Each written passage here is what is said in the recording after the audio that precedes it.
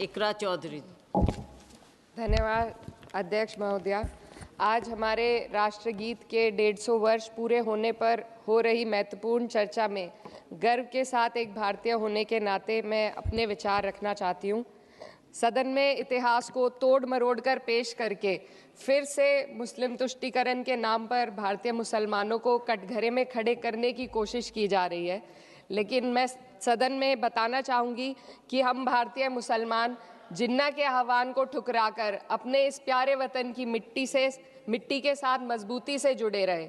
हमने महात्मा गांधी, बाबा साहब डॉक्टर भीमराव अंबेडकर, रविंद्रनाथ टैगोर जी, सुभाष चंद्र बोस जी, मौलाना अबुल कलाम आज़ाद, अशफाक उल्लाह खां साहब के विचारों को अपनाया। हम भारतीय मुसलमान इंडियंस बाय चॉइस हैं, बाय चांस नहीं।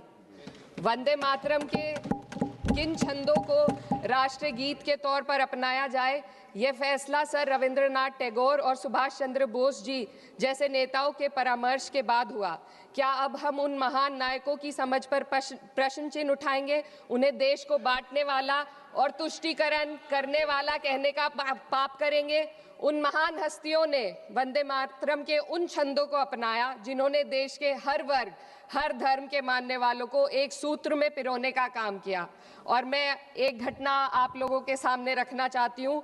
वर्ष 1998 में उत्तर प्रदेश सरकार के मंत्री रविंदर शुक्ला जी ने स्कूलों में राष्ट्रगीत को गाना अनिवार्य कर दिया था। लेकिन तब के तत्कालीन प्रधानमंत्री अटल बिहारी वाजपेयी जी ने, जो उस समय लखनऊ के दौरे पर थे, उत्तर प्रदेश सरकार के इस फैसले पर नाराजगी जताई और यूपी सरकार ने राष्ट्रगीत को अनिवार्य करने वाले मंत्री को बर्खास्त कर दिया था। अब मैं सत्ता पक्ष से सवाल करना चाहूंगी,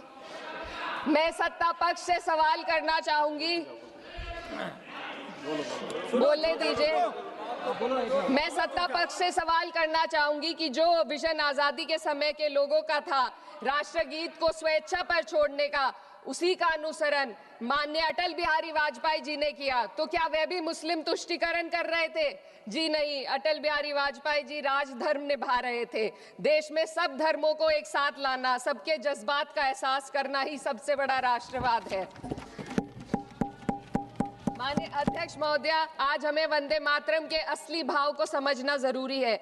यह गीत तो देश के जल, जंगल, जमीन, हरियाली और निर्मल हवा की वंदना को समर्पित है। यह भारत की जन जन की मंगल कामना करता है कि भारत का हर नागरिक स्वस्थ रहे, सुरक्षित रहे और सम्मान के साथ जी सके। सुजलाम सुफलाम का अर्थ है, सुनिए, ऐसा देश जहां स्वच्छ और पर्याप्त जल हो, जहां नदियां जिंदा हो, बहती हो, जीवन देती हो। अध्यक्ष महोदय, लेकिन अब जरा यमुना का हाल देखिए। दिल्ली प्रदूषण नियंत्रण समिति की 2025 की रिपोर्ट बताती है कि यमुना के कई हिस्सों में बीओडी स्तर 127 mg पर लीटर है तक पहुंच चुका है, जबकि किसी जीवित नदी के लिए ये 3 mg पर लीटर से कम होना चाहिए। ये सिर्फ नदी का संकट नहीं है, ये किसान का संकट है। नमामि गंगे के नाम पर हजारों करोड़ रुपए खर्च हो गए, लेकिन सच्चाई ये है कि आज भी गंगा और यमुना के किनारे किसान मजबूरी में उसी जहरीली पानी से खेती कर रहा है। वही जहर अनाज में उतरता है और वही जहर किसान की जिंदगी को धीरे धीरे खत्म कर देता है। अध्यक्ष महोदय, जब पानी जहर हो जाएगा तो सुजलाम कैसे होगा? जब किसान बर्बाद होगा तो सुफलाम कैसे होगा? मलयज शीतलम, मलय का अर्थ है मलय पर्वत से बहने वाली ठंडी, सुगंधित, चंदन जैसी हवा जो जीवन देती है, बीमारी नहीं। आज मैं इस सदन से पूछना चाहती हूँ, क्या आज के भारत की हवा मलयज शीतलम है?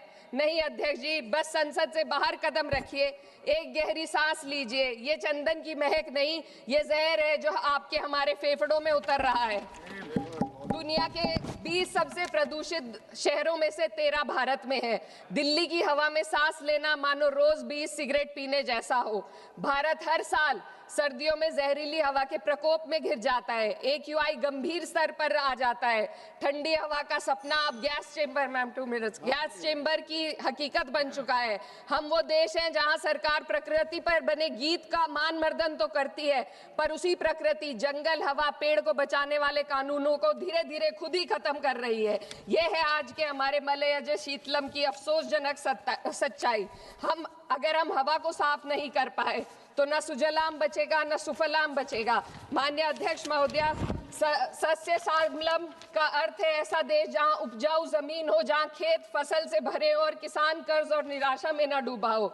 आज किसान सिर्फ मौसम से नहीं लड़ रहा, वह प्रदूषण, नीतियों की बेरुखी और सिस्टम की नाइंसाफी से लड़ रहा है। एक तरफ कॉरपोरेट के लोन माफ होते हैं, दूसरी तरफ किसान को उसकी वाजिब एमएसपी भी नहीं मिल पाती है। आप ग्लोबल सुपर पावर बनने की बात करते हैं, लेकिन हमारी पर कैपिटा इनकम दुनिया में 136वें नंबर पर है। हम अपने छोटे पड़ोसी देश से भी पीछे हैं। हमारे लोग $2,500 तक भी नहीं कमा पा रहे एक साल में, और जिन अरबपतियों की ये रक्षा करते हैं वो इतना पैसा एक सेकंड में कमा लेते हैं। आज वंदे मातरम को बुनियाद बनाकर राजनीति की जा रही है, लेकिन जमीन पर जंगल पूंजीपतियों को सौंपी जा रही है, आदिवासियों को उनके घरों से उजाड़ा जा रहा है। मातरम में जो मात्रा माता है वे सिर्फ मातृभूमि की वंदना नहीं, वे इस धरती की हर नारी, वे इस देश की हर बेटी, हर महिला के सम्मान की बात भी करता है। लेकिन आंकड़े अगर आप देखेंगे, एनसीआरबी की हाल की रिपोर्ट के अनुसार, मैम जसवंत के अनुसार देश में हर वर्ष लगभग 30,000 से अधिक बलात्कार हो रहे हैं, यानी एक दिन में 80 से अधिक महिलाएं यौन हिंसा का शिकार होती हैं, और ये सिर्फ दर्ज मामले हैं। जब जम्मू कश्मीर की एक बच्ची हिंसक अत्याचार का शिकार होती है, जब सत्ता से जुड़े लोगों पर आरोप लगते हैं और कार्रवाई वर्षों लटक जाती है, जब उन्नाव की पीड़िता लखनऊ के दरबार में इंसाफ को लेकर अपनी जान देने पर आमादा होती है, जब बिल्किस बानो के अपराधियों का सरकार के लोग द्वारा स्वागत किया जाता है, तो ये घटनाएं वंदे मातरम की आत्मा पर चोट पहुंचाती है। मैं अध्यक्ष महोदया बस यही कहना चाहती हूँ अपनी बात को अंत में रखते हुए कि वंदे मातरम सिर्फ अतीत की ललकार नहीं, ये वर्तमान की जिम्मेदारी है, ये आत्मा मंथन की घड़ी है। यही समय है कि हम वंदे मातरम को सिर्फ नारा नहीं, नीति और जिम्मेदारी बनाएं। और अपने जज्बात को मैं आलमा इकबाल साहब के तराना-ए-हिंद के साथ इस सदन में रखना चाहती हूँ कि सारे जहां से अच्छा हिंदुस्तान हमारा, हम बुलबुले हैं इसके, ये गुलसिता हमारा, मजहब नहीं सिखाता आपस में बैर रखना, हिंदी है हम, वतन है हिंदुस्तान हमारा। श्रीमती लवली नई दुनिया लाइव।